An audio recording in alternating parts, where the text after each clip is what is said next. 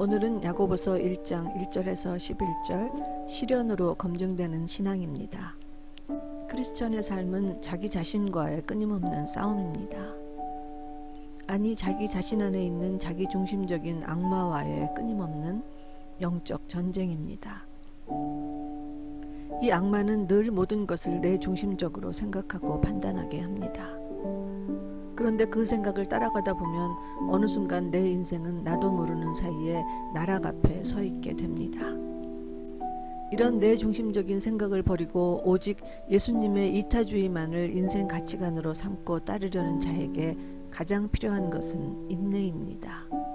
예수님의 가치관, 곧 사랑과 용서를 실행하자면 먼저 내 논리, 내 판단을 버려야 하니까요. 내가 보기에는 말도 안 되는 말, 행동을 묵묵히 참아줘야 합니다. 그런데 시련을 당하기 전까지 우리는 이런 인내가 뭔지 알 수 없습니다. 자기 생각과 자기 논리에 펄펄 뛰며 삽니다. 그러다 어느 날 자기도 어쩔 수 없는 인생의 시련을 겪고 나면 조금씩 자기 주장을 버리며 살게 됩니다. 그리고 점점 더 그럴 수도 있지 하면서 이해할 수 없는 타인을 인내하기 시작합니다. 그래서 오늘 야고보는 이렇게 말합니다. 내 형제들아, 너희가 여러 가지 시험을 만나거든 온전히 기쁘게 여기라. 이는 너희 믿음의 시련이 인내를 만들어내는 줄 너희가 알미라.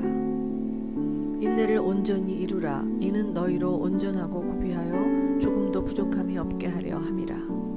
인내는 곧 내 생각과 판단을 버리고 사랑하고 용서하려는 노력은 우리를 온전하게 해주는 것이며 조금도 부족함이 없게 하려 함입니다. 즉 우리가 하나님의 성품으로 변해간다는 것입니다. 그리고 이렇게 인간의 한계를 뛰어넘는 인내를 하기 위해서는 하나님, 예수님에 대한 흔들리지 않는 믿음이 필요합니다. 예수님의 말씀이 무조건 옳다는 굳센 믿음이 필요합니다. 그래서 야고보서는 이렇게 말합니다. 오직 믿음으로 구하고 조금도 의심하지 말라. 의심하는 자는 마치 바람에 밀려 요동하는 바다 물결 같으니 이런 사람은 무엇이든지 주께 얻기를 생각하지 말라. 두 마음을 품어 모든 일에 정함이 없는 자로다. 예수님을 믿지 못하는 자는 세상적인 생각에, 자기 중심적인 생각에 흔들리는 자입니다. 없는 자는 무시하고 있는 자는 교만한 세상적 가치관에 흔들리는 자입니다. 그래서 하나님을 믿으면서도 한편으로는 늘 세상에서 루저가 되지 않기 위해 초조해야 하고, 사랑과 용서는커녕 남을 타고 올라가는 것이 성공이 아닐까 의심하는 자입니다. 하지만 예수님의 기준은 세상적 기준과 완전히 다릅니다.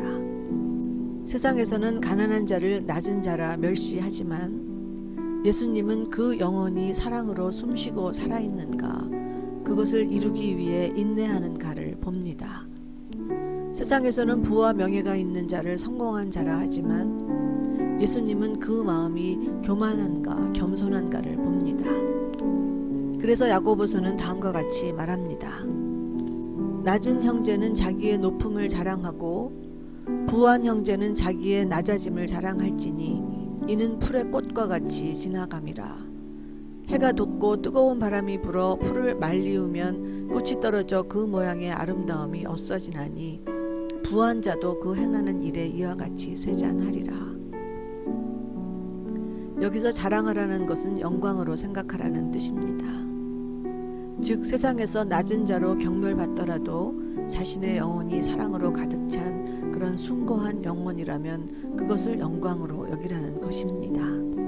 또 부자는 자기의 부가 아니라 자신 안에 겸손함이 있다면 그것을 자랑으로 생각하라는 것입니다. 세상의 부와 명예는 바람만 불어도 흩어질 풀의 꽃과 같으니까요. 그렇다고 세상에서 가난하게 살고 부자로 살지 말라는 말은 아닙니다. 단지 부자건 가난하건 그것은 아무 의미가 없고 오로지 영혼의 상태가 중요한 것입니다. 그것이 우리 인생의 진정한 행불행을 재는 잣대가 되어야 합니다. 가난한 자도 마음속에 증오가 가득 차 있다면 악한 자입니다. 부자도 마음속에 겸손함이 있다면 하나님의 사람입니다. 그래서 부자건 가난하건 오직 하나님의 이타주의적인 생각을 전적으로 신뢰하며 하나님처럼 온전해지기 위해 인내하느냐 하지 않느냐만이 중요합니다. 그리고 우리가 진정한 하나님의 자녀인가는 시련을 만났을 때 알 수 있습니다. 시련을 만나 원망만 하느냐 아니면 더 낮아져서 그것을 인내하고 더 온전한 사람이 되느냐가 우리 믿음의 척도입니다.